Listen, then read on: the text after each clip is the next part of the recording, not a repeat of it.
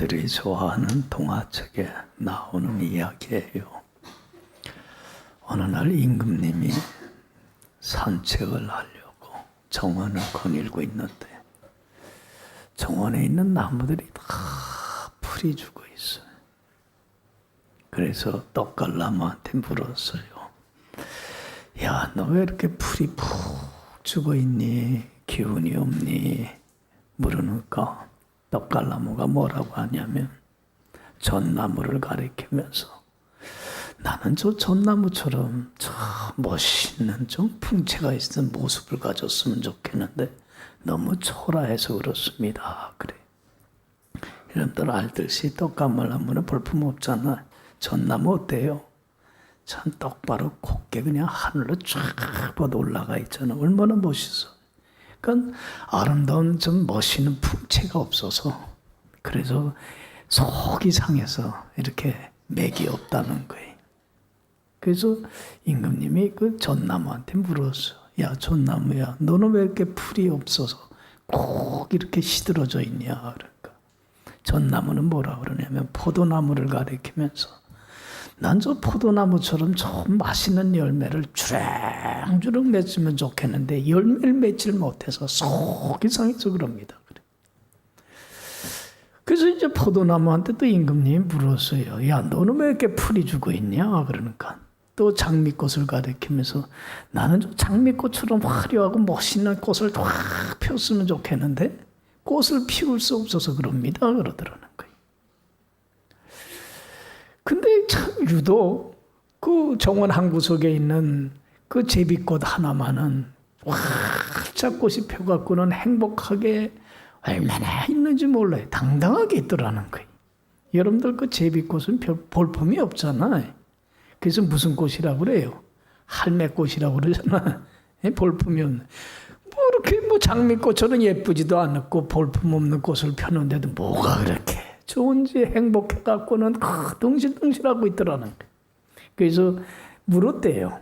임금님이 야, 너 뭐가 그렇게 좋냐? 그랬더니 그 할매 제비꽃이 그렇게 대답을 하더래. 제가 비록 뭐 멋있고 화려한 꽃은 뭐 피우지는 못하고 초라한 꽃이라도 피우고는 있지만 그래도 이게 아름다운 이 꽃을 피울 수 있어서 나는 얼마나 행복한지 모르겠습니다. 그러면서 제가 핀 꽃을 보면서 또 임금님이 흐뭇해하는 모습을 보니까 더 좋습니다.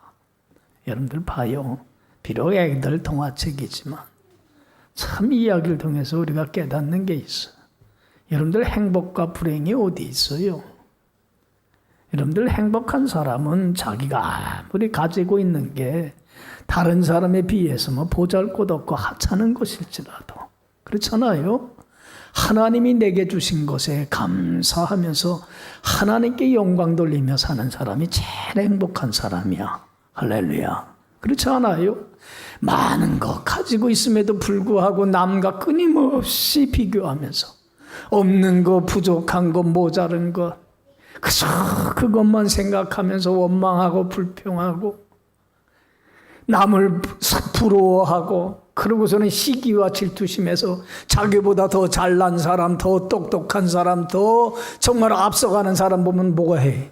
배가 아파갖고는 그 사람 끌어내리기 위해서 모함하고 험담하고 비방하고 깎아내리고 그래서 한 마음과 한 뜻을 깨버리고 싸우고 다투고 분란 일으키며 사는 여러분들 참 불행한 사람이라. 그러니까 여러분들 행복은 딴 데 있지 않아. 하나님이 내게 주신 것에 정말로 자족하며 영광 돌리는 삶을 살아가는 여러분들 되길 간절히 축원합니다. 그러기 위해서는 뭐를 극복해야 돼요? 시기 질투심 극복하지 않으면 끊임없이 남과 비교하며 부러워하며 그렇잖아요. 나보다 잘난 사람 배 아파하고 어떻게든지 그 사람 그냥 끌어내리려고 하는 이런 시기 질투심을 극복하지 않고서는 절대로 행복하지 못하다는 거예요. 그래서 예수님이 그 비유로 하신 게 우리가 잘 아는 달란트 비유예요.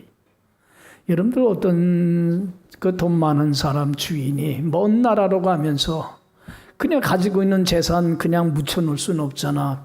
갔다 오는 동안 활용을 해야 되기 때문에 믿을 만한 종 몇 명을 불렀어요? 3명 부르지 않았어요. 그리고는 한 종한테는 5달란트의 돈을 맡아서 관리하게 하고, 다른 한 종한테는 2달란트의 돈을 맡아서 관리하게 하고, 다른 한 종에게는 1달란트의 돈을 맡아서 관리하게 하잖아요. 여러분들 주인이 그 종을 모르겠어요? 그렇잖아요. 예? 감당할 만한 능력대로, 이 사람은 많은 걸 맡겨도 관리를 하겠구나, 이 사람은 하나밖에 안 되겠구나, 그러고서는 나눠준 거잖아요. 그러니까 여러분들 참 공평한 거야. 이 능력에 따라 맡기는 게 공평한 거야. 획일적으로 세 종에게 똑같은 재산을 맡아서 관리하는 게 여러분들 공평한 건 아니야. 여러분들 감당하지도 못할 능력 있는 사람한테 많은 걸 맡기면 어떻게 되는 거예요? 오히려 그건 더 짐이 되는 거야. 그렇잖아요. 여러분들 많은 걸 맡은 것만 중요한 게 아니야. 주인이 좀 잘 알아요. 이 사람은 5달란트 맡아도 감당할 만한 능력이 되니까 그렇게 맡기는 거야. 그런데 여러분들 보세요. 5달란트나 2달란트 맡은 종은 어떻게 했어요? 자기를 믿고 맡겨준 것에 대해서 고마워해서 안 했어요. 야, 나를 이만큼 주인이 신뢰해 주는구나. 그래서 이렇게 중요한 일을 맡겨주는구나. 그래갖고는 주인이 원하는 그 바람을 알고서는 그 돈을 잘 활용하고 장사를 해갖고 더 많은 걸 좀 더 남겨놓지 않아요. 잘 관리를 하지 않아요. 근데 여러분들 1달란트 종은 여러분들 잘 알듯이 어떻게 했어요? 아무것도 안 해. 왜? 왜 그래요? 시기 질투심 때문에 그래. 왜 저 사람들만 믿고 많이 맡겼느냐는 얘기예요. 왜 나를 무시하고 왜 나한테는 요거밖에 안 맡겼느냐는 얘기야. 하나밖에 왜 안 맡겼느냐는 얘기야. 시기 질투심에 주인한테 더 사랑받고 인정받는 사람에 대해서는 그저 반감을 갖고, 그러고서는 질시하고, 그러니까 아무것도 안 해. 여러분들 보세요.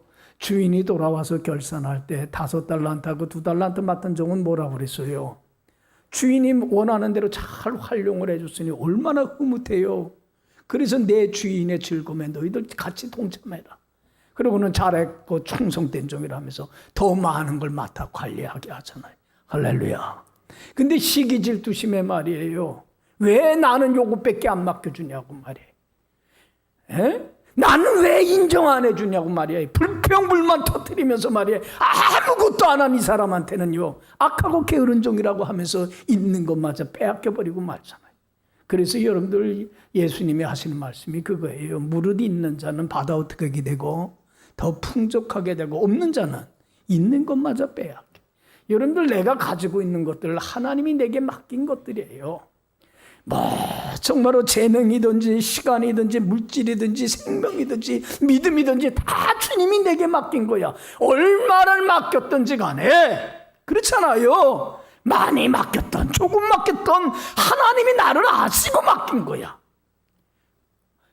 맡긴 것에 감사하면서 정말로 하나님이 원하는 대로 잘 활용해서 사용하는 여러분들이 되어서 더 큰 은혜와 축복을 받고 누리는 자가 되길 간절히 축원합니다. 왜 나를 요것밖에 안 맡겼냐고 말이에요. 왜 나에겐 요런 재능밖에 안 줬냐고 말이에요. 그저 원망하고 불평하고 시기하고 질투하고 다툼이나 일으키고 분란을 일으킨다면 그 사람은 있는 것마저 더 빼앗겨버리고만은 참 스스로 불행을 자초하는 자가 될 수밖에 없다는 얘기예요. 그래서 여러분들, 우리 믿는 사람들이 신앙생활하면서 반드시 극복해야 될 것이 있다면 뭐예요? 시기 질투심만은 꼭 극복을 해야 돼. 이거 극복하지 않으면 참 불행한 삶을 살 수밖에 없어요. 그래서 여러분들 서양 석담에도 그런 말이 있잖아요. 사람이 실패하면 나를 동정해 줄 사람이 한 사람이라고 한다면 내가 성공했을 때 시기하고 배 아파할 사람은 몇 명이나 된다? 100명이나 된다 그러잖아요. 그러니까 사람들의 마음속엔 누구나 깊이 뿌리박고 있는 게 뭐예요? 시기 질투심이야. 끊임없이 남과 비교하고 나보다 남이 앞서거나 잘 되면 배 아파하면서 모함하고 험담하고 깎아내리고, 그리고 싸우고 미워하고 방광맞고 다투고, 그게 다 시기 질투심에서 나오는 거라. 여러분들 생각해봐요.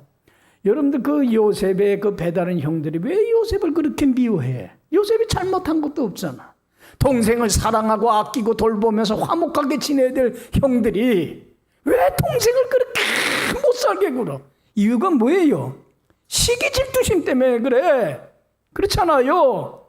아버지가 자기 동생 요셉을 특별히 사랑하니까, 그러니까 아버지도 잘못한 거야. 편애한 건.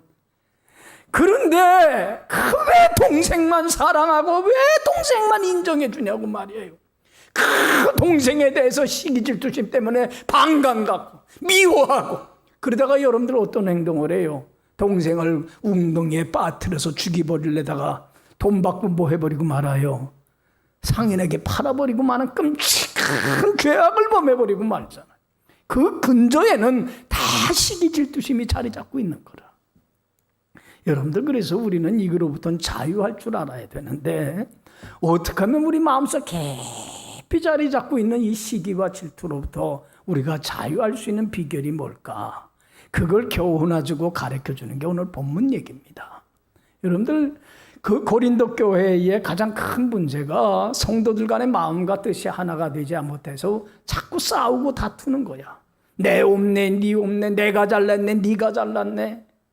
그저 시기 질투심에 교우들 간에 한마음이 안 돼서 그냥 맨날 싸우고 다투고, 나는 바울파네, 나는 아볼로파네 하면서 막 싸워요. 이게 다 시기에서 나오는 거야. 자기가 잘났다고 하는. 여러분들 봐요. 이 고린도 교회는 사도 바울이 개척한 교회야. 몇 년, 얼마 동안 머물렀었어요? 1년 6개월 동안 머물렀던 교회야. 바울이 그래도 꽤 오래 머물렀던 교회예요. 가서 교회를 개척하고 세우고 또 교인들을 양육하고, 그리고 1년 6개월을 거기서 지내고 그리고선 떠나고. 그러니까 이 고린도 교회 일대 목사는 사도 바울이고, 그 다음에 후임자로 누가 왔어요? 아볼로가 와갖고는 또 아볼로가 헌신적으로 또 정말로 교인들 양육하고 전도하고, 그래서 또 교인들도 많아지고.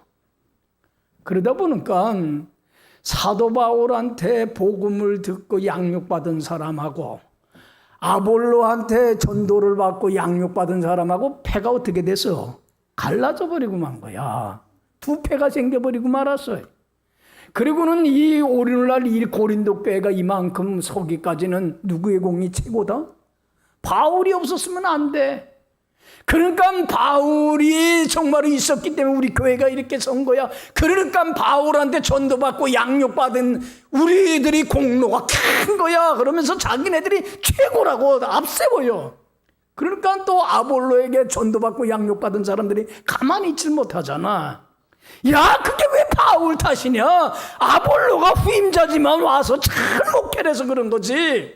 그러니까 오늘날 우리 교회 고린도 교회가 이만큼 세운 것은 누구 공로가 크다? 아볼로의 공로가 크니까 그때 양육받고 전도받고 신앙생활하는 우리의 공로가 더 큰 거야. 그러면서 서로 자기들이 잘났다고 서로 시기하고 질투하고 싸우고 다투고 있어요. 바울이 그 얘기를 듣고는 얼마나 속이 상한지. 여기 봐요. 바울은 고린도 교회에 농사에 비유하면 뭐를 뿌린 거야? 씨를 뿌린 거고, 거기에 잘 자라나도록 물을 준 건 누구야? 여러분들, 물 주는 거나 씨를 뿌리는 거나 하나님이 주신 재능에 따라 맡겨진 일에 따라 했을 뿐이야. 사역자로 덜 중요한 일도 없고 더 귀한 일이 있는 건 아니야. 다 똑같은 일이야. 일반이에요. 그렇잖아요. 그런데 뭐가 더 중요하네? 심는 게 더 중요하네? 물 주는 게 더 중요하네? 너희들 왜 그렇게 어리석게 싸우고 다투고 있느냐는 얘기야. 우리는 그냥 하나님이 맡긴 일을 그대로 한 것뿐이야. 더 중요하고 덜 중요하고 더 소중하고 덜 소중하고 그런 일 없어.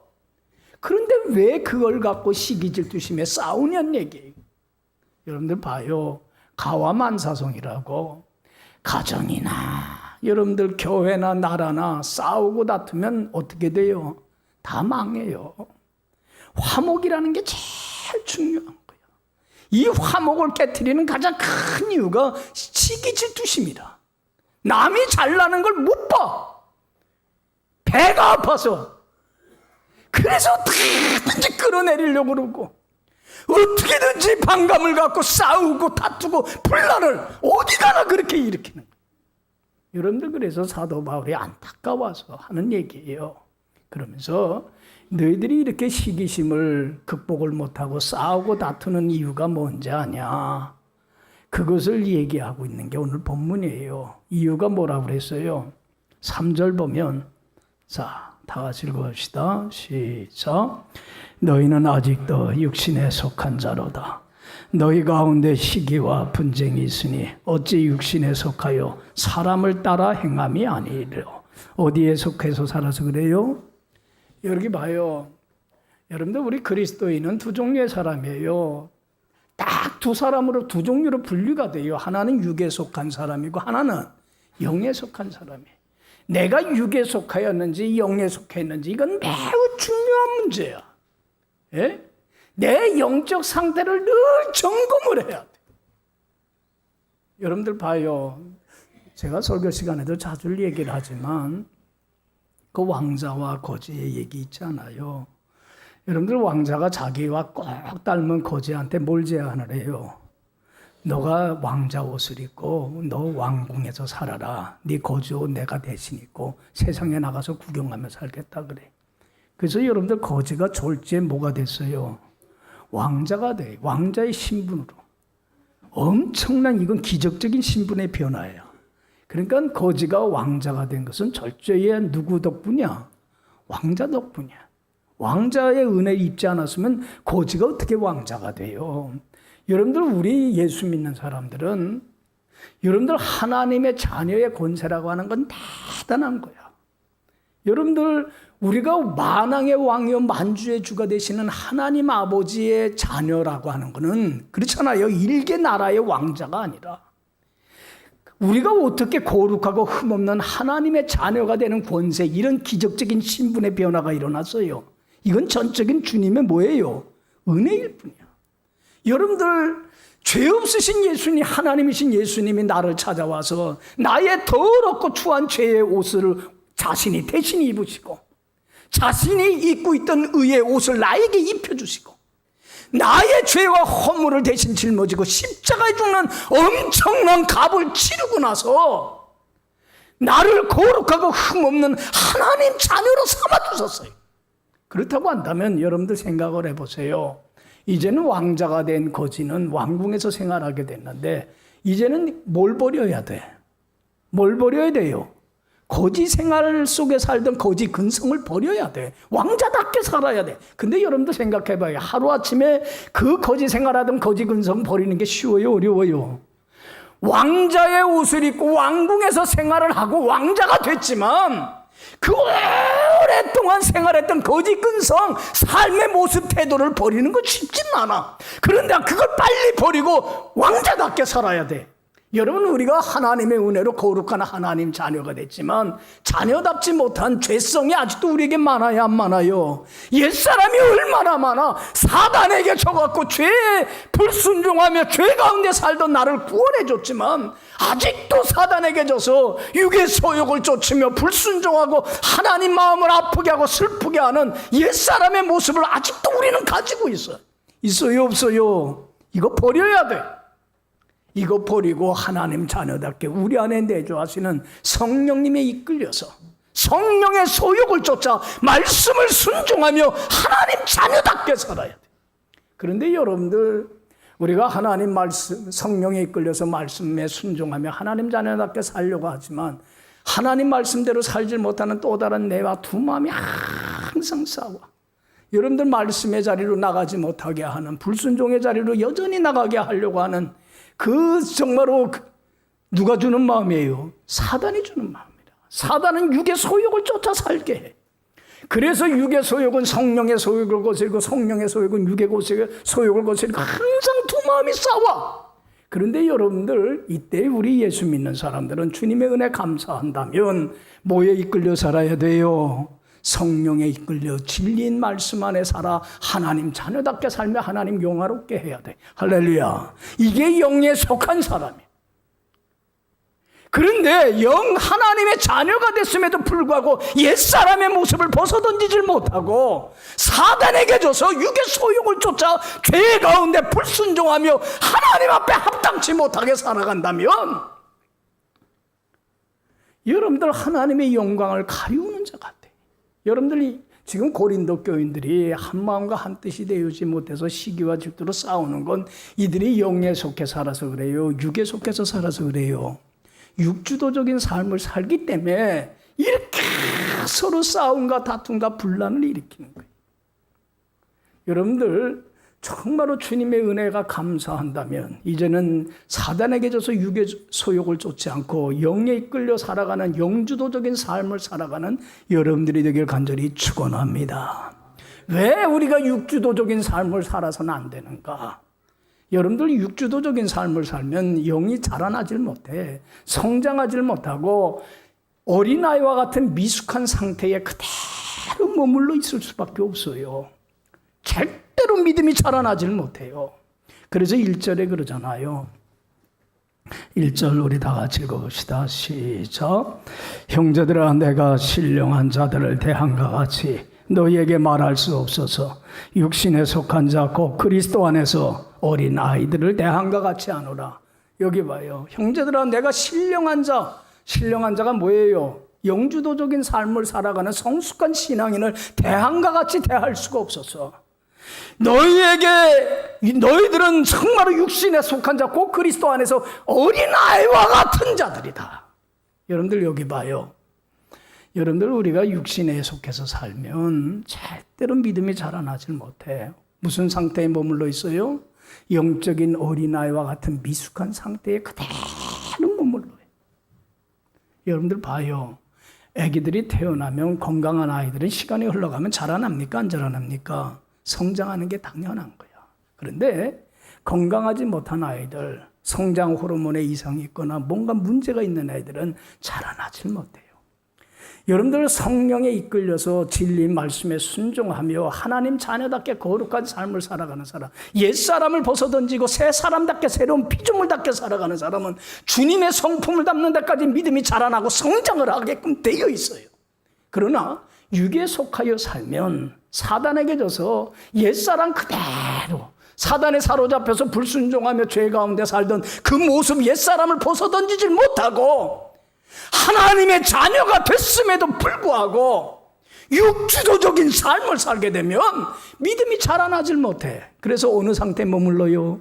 어린아이와 같은 미숙한 상태에 그대로 머무르게 돼. 여러분들 어린아이들의 특징이 뭡니까? 어린아이들은 자기밖에 몰라요. 자기에게 집착해서 살아요. 그저 나만 잘 살면 되고 나만 행복하면 되고 남이야 어떻게 되든 상관 안 해. 남이야 불행하든 망하든 거기에 관심이 없어. 오직 이기적이야. 자기 중심적이야. 남에 대한 생각이나 배려나 희생이나 양보 같은 건 조금도 없어. 그러니까 여러분들 봐요. 영적으로 미숙한 육에 속한 사람들은 그저 자기만 잘나면 되고 자기만 인정받으면 되고 자기만 높임 받으면 되니까 자기보다 더 인정받고 뛰어난 사람들에 대해서는 무슨 마음이 들어요? 배가 아프고 시기심이 나고 그래서 꼴보기가 싫고 믿고 그러니까 자꾸 중상모략하고 험담하고 뭐 네가 낫냐 그러니까 교회 안에서도 분란과 다툼과 그렇게 싸움을 일으키죠. 뭐 하기 때문에 그러는 거예요? 미숙하기 때문에 그래요. 미숙한 사람들은 영이 건강하지 못한 이 육에 속한 사람들은 시기와 질투로부터 절대로 벗어나지 못해. 그래서 정말로 싸움과 다툼과 분란과 아픔과 상처만 일으키는 거예요. 여러분들 정말로 내가 주님의 성품을 담는 데까지 자라나서 주님이 우리를 위해서 목숨을 버리기까지 순종하며 섬김의 삶을 산 것처럼 내가 다른 사람을 정말로 입장에 서서 그 사람을 위해서 희생하고 양보하면서 그 사람을 즐겁게 하고 유쾌하고 하고 행복하게 하고 그 사람이 원하는 걸 들어주는 이타적인 삶을 살 수 있는 비결은 뭐밖에 없어요? 내가 영주도적인 삶을 살아야 돼. 할렐루야. 주님의 성품을 담는 데까지 믿음이 자라나고 성장해야만 돼. 그래야만이 여러분들 이 시기와 질투심으로부터 벗어나서 정말 나보다 너를 생각하고 배려하고 희생하고 양보함을 통해서 다른 사람을 행복하게 하고 즐겁게 하고 나도 더불어 행복해지고 즐거워지는 축복된 삶을 살게 될 줄로 믿습니다. 그래서 여러분들 영주도적인 삶을 살아가길 간절히 축원합니다. 그리고 왜 또 육주도적인 삶을 살면 시기와 질투로부터 벗어나지 못하고 극복하지 못하는 이유가 뭐냐면 밥을 먹지 못하기 때문에 그래. 여러분들 사람이 미숙한 아이들은 갓난 아기들은 뭐만 먹어요? 젖만 먹지 밥을 먹거나 고기 단단한 음식을 먹으면 어떻게 돼요? 체해버려 소화가 되질 않아. 그건 참 도리어 그 밥은 해가 돼버리고 말아. 독이 돼버리고 말아. 여러분들 육에 속하면 밥을 먹지를 못하고 젖만 먹기 때문에 여러분들 시기와 질투심으로부터 벗어나질 못하는 거예요. 그래서 2절에 사도 바울이 분명히 지적을 해요. 자, 다 같이 읽어봅시다. 시작. 내가 너희를 젖으로 먹이고 밥으로 아니하였노니 이는 너희가 감당하지 못하였음이거니와. 지금도 여기 봐요. 그 젖이라는 건 뭐예요? 부드러운 음식이야. 밥은 단단한 음식이야. 여러분들 봐요. 육에 속한 사람들은 자기 입맛에 맞는 말씀은 잘 받아 먹어요. 야, 그 은혜 참 말씀 은혜가 된다. 참 좋다. 근데 받아들이기 어려운 말씀은 밥과 같이 딱딱한 하나님의 말씀은 받아들여요? 못 받아들여요? 못 받아들여요. 내가 순종하고 싶은 말씀은 받아들여요. 그러나 순종하기 싫은 말씀은 못 받아들여요. 그게 체해버리고 말아. 여러분들 육에 속하면 하나님의 진리 안에 온전히 거하지 못하기 때문에 자유하지 못하는 거예요. 자기가 원하는 거, 자기에게 좋은 말씀만 받아들이지 자기가 감당하기 어렵고 순종하기 어려운 말씀은 받아들이질 못하기 때문에 그래요. 여러분들 여기 봐요. 예수 믿는다고 하는 것은, 그리스도인이라고 하는 건 하나 주님의 말씀에 어떻게 하는 사람이에요? 100% 순종하는 사람이에요. 우리 주님이 우리에게 요구하는 건 90%의 순종이 아니에요. 99%의 순종도 아니에요. 정말로 주님이 무슨 말씀을 하든지 100% 순종하며 따르는 삶이 되길 원해. 왜냐하면 어떤 희생과 어떤 값을 치르더라도 주님을 삶의 최우선순위에 두고 성령에 이끌려 말씀에 순종하는 자만이, 영주도적인 삶을 살아가는 자만이 주님 안에서 뭘 누릴 수 있기 때문에, 자유를 누릴 수 있기 때문에 그래요. 여러분들 봐요. 내가 주님 안에 거하면 주님이 내 안에 거할 때 주님이 주시는 온갖 좋은 것들이 내 속에 차고 넘치며, 늘 강조하지만 그래야 천국을 누릴 때만이 나를 불행하게 하는 모든 문제로부터 자유함을 얻을 수 있는 거예요. 할렐루야. 예수님이 그러잖아요. 너희가 내 안에 거하면 뭐가 되고 참 내 제자가 되고 진리를 알지니 진리가 너를 자유하게 하리라. 말씀 안에 100% 순종하는 참다운 신앙인만이 이 자유를 누리는데, 젖만 먹고 밥을 못 먹는다면, 자기가 감당할 수 없는, 감당하기 싫은 그 말씀을 받아들이질 못한다면 여러분들 어떻게 주님 안에서 자유를 누릴 수 있겠느냐는 얘기예요. 자기가 듣고 싶은 얘기만 듣는다면. 여러분들, 그래서 여러분들 어린아이가 돼서는 안 돼. 어린아이는 뭐만 먹어요? 젖만 먹지 뭐를 못해요? 밥을 감당하지 못해. 그렇기 때문에 여러분들 시기와 분쟁이 일어나는 거예요. 주님 안에서 자유를 누리지 못해서 시기 질투심에서 벗어나질 못하는 거예요. 여러분들 이제는 영주도적인 삶을 살아서 주님이 무슨 말씀을 하든지 100% 순종하고 어떤 희생과 어떤 값을 치른다고 하더라도 여러분들 영주도적인 삶을 살아서 정말로 주님 안에서 천국을 누리면서 나를 얽어매는 시기와 질투와 모든 문제로부터 자유함을 얻고 참 쉼과 안식을 누리며 살아가는 여러분들이 되길 간절히 축원합니다. 육주도적인 삶을 살면 영적으로 미숙해져요. 육주도적인 삶을 살면 젖이나 먹지 밥을 먹지를 못해요. 그렇기 때문에 주님 안에 거하지 못해서 그 자유를 누리지 못하고 시기와 질투심으로 그 분쟁과 다툼을 일으키며 스스로 자기의 삶을 참으로 불행하게 하는 자가 될 수밖에 없다는 얘기. 오늘 이 말씀을 여러분들 기억하면서, 여러분들 나는 이제는 육주도적인 삶이 아니라 영주도적인 삶을 살아서 주님의 성품을 담는 데까지 믿음이 자라나서 섬김의 삶을 살고, 그리고 주님 안에서 그 자유를, 쉼을, 안식을 누리며 시기와 질투심과 나의 얽어매는 모든 문제로부터 벗어나는 참 자유를 얻는 저의 삶이 되길 원합니다. 새롭게 여러분들 결단할 수 있길 간절히 축원합니다. 여러분들 그 에디슨이 여러분들 이 전구 하나를 발명하는데도 2000번의 실험을 했다고 그래요. 그러니까 이거 하나 성공하는데 몇 번의 실패가 있었다는 거예요. 2000번째 실험에서 성공했으니까 1999번의 실패가 있었다는 거예요. 그러고서는 2000번째 실험을 해서 그 전기가 전구에 들어왔을 때 그 성취감에 감탄을 하면서 와 됐다 그러면서 그 순간에 에디슨이 두 가지를 얘기를 했대요. 나는 이 전구를 발견한 사실을 통해서, 성공한 이 사실을 통해서 두 가지 사실을 깨달았다. 하나는 이렇게 하면 전구가 들어온다는 것을 내가 한 가지를 깨달았고, 다른 한 가지는 1999번 같이 하면 실패한다는 사실을 나는 깨달았다. 그러니까 여러분들 그 많은 실패를 딛고 여러분들 에디슨이 일어나고 성공할 수 있었던 것은 실패를 통해서도 뭘 배운 거예요? 이렇게 하면 안 된다는 걸 배웠다는 거야. 실패를 통해서 배운 게 있기 때문에 그걸 딛고 성공할 수 있었다는 거예요. 여러분 우리가 영적인 전쟁에서 패배할 때가 있어요? 없어요? 실패할 때가 있어요. 옛사람의 모습을 벗어던지질 못하고 사단에게 져서 육의 소욕을 쫓으며 불순종하며 그래서 주님의 마음을 아프게 하고 슬프게 하고 주님의 손과 발에 못질할 때가 있어요. 그렇잖아요. 영주도적인 삶을 살지 못할 때가 있어요. 성령의 소욕을 쫓아 살아야 됨을 알면도 불구하고 사단에게 질 때가 있어요. 그러나 그걸 통해서 우리가 배워야 돼요. 실패를 통해서 내가 육주도적인 삶을 살면 내가 영적으로 미숙한 상태에 머물러서 내 중심적인 이기적인 삶에서 벗어나지 못하는구나. 내가 육주도적인 삶을 살면 젖이나 먹지 밥을 먹질 못하는, 그래서 말씀 안에서 참 자유를 간직하지 못하고 시기와 질투심에서 분냉과 이렇게 갈등과 싸움을 일으키는구나. 이걸 통해서 내가 배웠다고 한다면 이제는 내가 이 실패를 딛고 영주도적인 삶을 살아야 되겠구나. 영주도적인 삶을 살아야, 내가 주님 안에 살아야 내가 믿음이 주님 성품을 담는 데까지 자라나고, 그래서 성숙한 성김의 삶을 통해서 참 상대방을 행복하게 하고 나도 행복할 뿐만 아니라, 그리고 참으로 주님 안에서 주님 주시는 참 자유와 쉼과 안식을 누릴 수 있는 비결이 여기 있구나.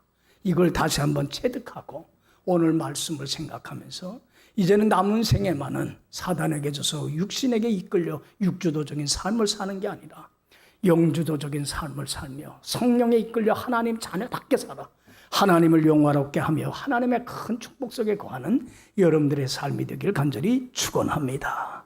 기도합시다. 자비로우신 하나님 아버지 감사합니다. 주님의 은혜로 거룩한 하나님의 자녀가 됐건만 아직도 옛사람을 벗어던지질 못해서 사단에게 져서 육의 소욕을 쫓으며 불순종하고 주님의 손과 발에 못질하며 주님 마음을 아프게 하며, 그래서 미숙한 가운데 속에서 입맛에 맞는 말씀만 받아들이고, 그래서 정말로 시기와 질투와 다툼으로 벗어나지 못하는 어리석음을 용서하여 주시기를 원합니다.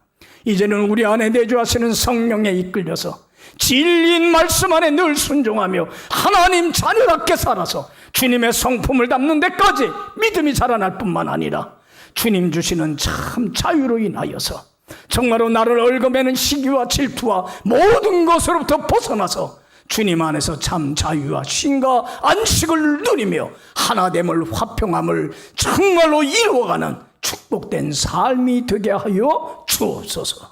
감사하옵고 예수님 이름으로 기도했사옵나이다.